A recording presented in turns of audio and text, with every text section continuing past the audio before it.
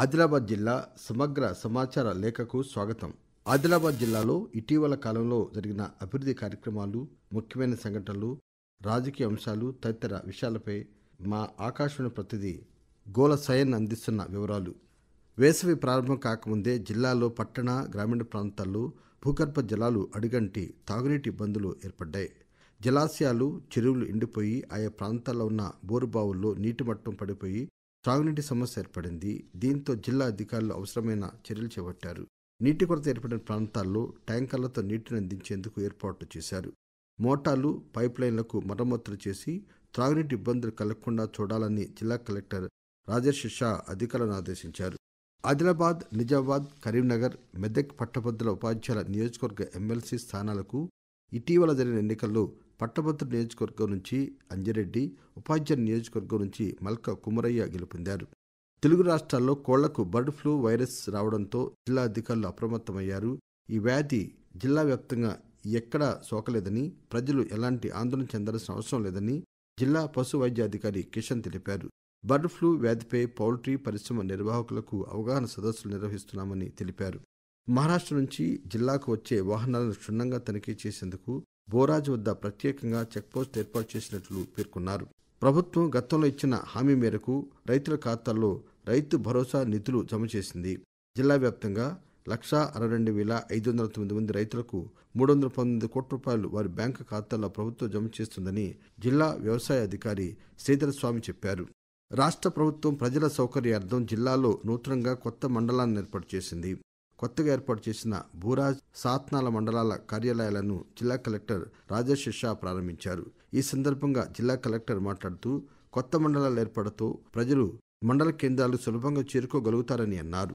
ఆయా గ్రామాల ప్రజలు కొత్త మండలాల్లో తమ సమస్యలను పరిష్కరించుకోగలరని చెప్పారు. మన్ కీ బాత్ 119 సంచికలో ప్రధానమంత్రి నరేంద్ర మోదీ కృత్రిమ మేధ గురించి మాట్లాడారు. రాబోయే రోజుల్లో దేశంలో కృత్రిమ మేధ ఉపయోగాలను తెలిపారు. దీనికి ఉదాహరణగా కృత్రిమ మేధ సహాయంతో గిరిజన భాషలను పరిరక్షించేందుకు పాటుపడుతున్న తొడసం కైలాష్ గురించి వివరించారు. ఆదిలాబాద్ జిల్లా ఇంద్రవెల్లి మండలం గౌరాపూర్ ప్రభుత్వ ప్రాథమికోన్నత పాఠశాలలో ఉపాధ్యాయుడిగా పనిచేస్తున్న కైలాష్ కృత్రిమ మేధ ఉపయోగించి డిజిటల్ విధానంలో గోండు, కొలాం భాషల్లో పాటలు రూపొందించారని వివరించారు. మహాభారతాన్ని గోండు భాషలోకి అనువదించడం, ఆదివాసీ భాషల్లో విద్యార్థులకు వార్తా ప్రసారాలు చేస్తున్నారని తెలిపారు.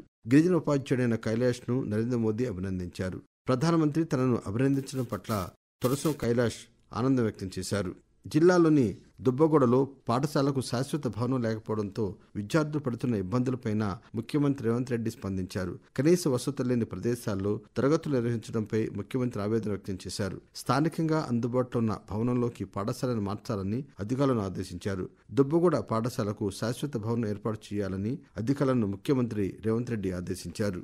జిల్లాలో 100 రోజుల టీబీ నిర్మూలన కార్యక్రమాలు నిర్వహిస్తున్నారు. ఇందులో భాగంగా టీబీ లక్షణాలున్న వ్యక్తులను గుర్తించి వారికి అవసరమైన పరీక్షలు నిర్వహిస్తున్నారు.